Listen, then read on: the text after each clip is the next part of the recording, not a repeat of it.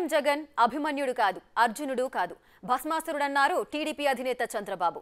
ఒక్క ఛాన్స్ పేరుతో జనాలతో మోసం చేసి అధికారంలోకి వచ్చిన వైసీపీ రాష్ట్రాన్ని అప్పులపాలు చేసిందన్నారు. ప్రముఖ నగరాల్లో ప్యాలెస్లున్న జగన్ పేదవాడు ఎలా అవుతారో చెప్పాలని ప్రశ్నించారు.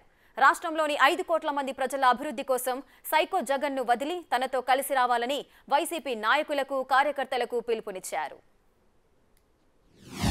నేనంటున్నా ఒక విషయం గుర్తుపెట్టుకోండి. నిన్న పురాణాన్ని గురించి మాట్లాడుతున్నాడు. నేను అభిమన్యుడిని కాను, అర్జునుడిని. నువ్వు అభిమన్యుడు కాదు, అర్జునుడివి కాదు, నువ్వు భస్మాసురుడివి.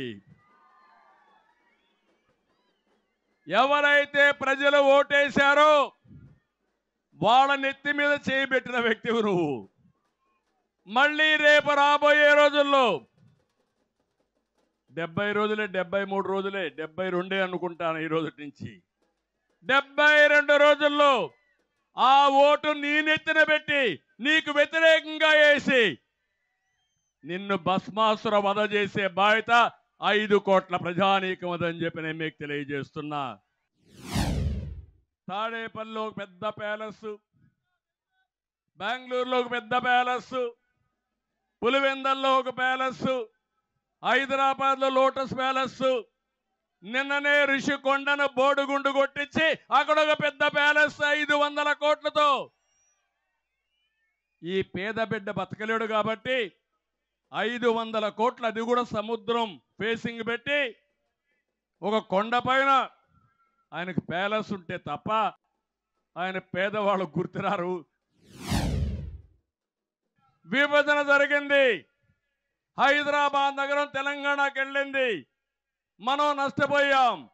నేనే అభివృద్ధి చేశాను. మళ్ళీ దీన్ని ఒక పట్టుదలగా ఆంధ్రప్రదేశ్ రాష్ట్రాన్ని అభివృద్ధి చేసి దేశంలోనే నెంబర్ 1 రాష్ట్రంగా చేయాలని నేను కలలుగన్నా. ప్రణాళికలు తయారు చేశా. అదే అమరావతి, అదే పోలవరం నదుల అనుసంధానం, అదే పెట్టుబడులని తీసుకొచ్చాం. నేను అడుగుతున్న ఈ 5 సంవత్సరాల్లో బెదిరించి కబ్జాలు చేసి ఎక్కడికక్కడ తరిమేసే పరిస్థితికి వచ్చాడు.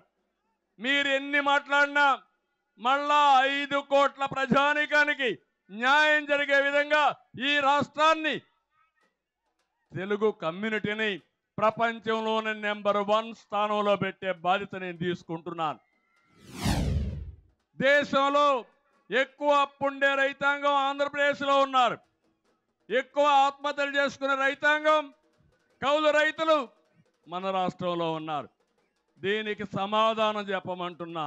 అక్వా రైతులకు హామీ ఇస్తున్నా, ₹50 కరెంట్ ఇచ్చి మళ్ళా అక్వా రంగాన్ని బాగు చేసే బాధ్యత మేము తీసుకుంటాం.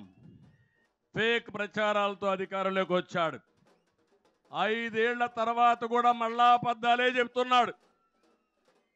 దీంట్లో ఆయన ఎక్కడ చదివాడో తెలియదు కానీ అబద్ధాలు చెప్పడంలో మాత్రం PhD సాధించారు. మనందరం ఆయనకి PhD ఇవ్వాలి.